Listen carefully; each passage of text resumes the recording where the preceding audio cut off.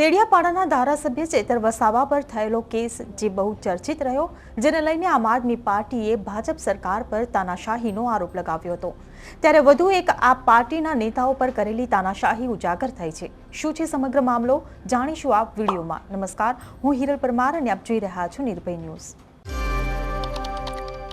લોકસભાની ચૂંટણી નજીક આવી રહી છે, જેને લઈને ભરૂચ લોકસભા સીટના ઉમેદવાર ચેતર વસાવાએ ચૂંટણી પ્રચાર કેમ્પેનિંગ કાર્યક્રમો શરૂ કરી દીધા છે, જેના ભાગરૂપે ચેતર વસાવાની ગત 18 ફેબ્રુઆરીના રોજ દાહોદ જિલ્લાના સંજેલીમાં ધારાસભ્ય ચેતર વસાવા અને ગુજરાત પ્રદેશ મહામંત્રી મનોજ સોરઠિયાના નેતૃત્વમાં જનસભા કાર્યક્રમ યોજાયો હતો, જેમાં દાહોદ લોકસભા ઇન્ચાર્જ નરેશભાઈ બારિયા પણ ઉપસ્થિત રહ્યા હતા અને ભાજપની તાનાશાહી પર આકરા પ્રહારો કર્યા હતા કે જ્યારે કાર્યક્રમને લઈને મંજૂરી લેવાની હતી તે દરમિયાન ભાજપના ધારાસભ્ય, સરપંચ અને પ્રમુખ દ્વારા આ પાર્ટીની આ જનસભા ન યોજવા માટે થઈને એડીચોટીનું જોર લગાવવામાં આવ્યું હતું।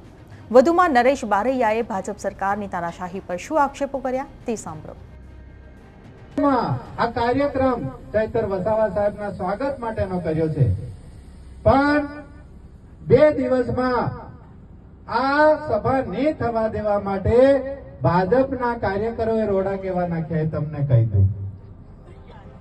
અહીંયા ધારાસભ્યથી માંડી જિલ્લા પંચાયતના સભ્ય, તાલુકા પંચાયતના સભ્ય, સરપંચો બધા આવી ગયા કે આ સંજેલીમાં સભા નહીં થવા દેવાની। જે પ્રમુખની જગ્યા છે, અહીંયા સંજેલીનો પ્રમુખ છે અલ્પેશભાઈ, એની જગ્યામાં અમે પ્રોગ્રામ રાખ્યો હાઈકોર્ટની સામે, સિવિલ કોર્ટની સામે।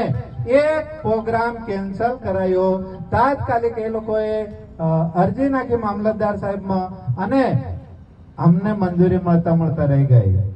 પણ એ લોકોને હું કેમ કહેવા માંગુ છું, ભાજપ વાળાને કહેવા માંગુ છું, સાંભળજો હા ને શાંતિથી, હું મારા મતે કહેવા માંગુ છું। क्या है बड़े भाई, क्या है बड़े भाई, ये नरेश बारिया है, कभी रुकेगा नहीं और कभी झुकेगा नहीं। ત્યારે ભાજપની તાનાશાહી પર કરેલા નરેશભાઈ બારિયાના આરોપ માટે તમારું શું કહેવું છે તે અમને કમેન્ટ બોક્સમાં લખીને ચોક્કસથી જણાવશો। જો વિડીયો પસંદ આવ્યો હોય તો વિડીયોને લાઇક, શેર અને અમારી ચેનલ નિર્ભય ન્યૂઝને સબસ્ક્રાઇબ કરવાનું ભૂલશો નહીં। આભાર।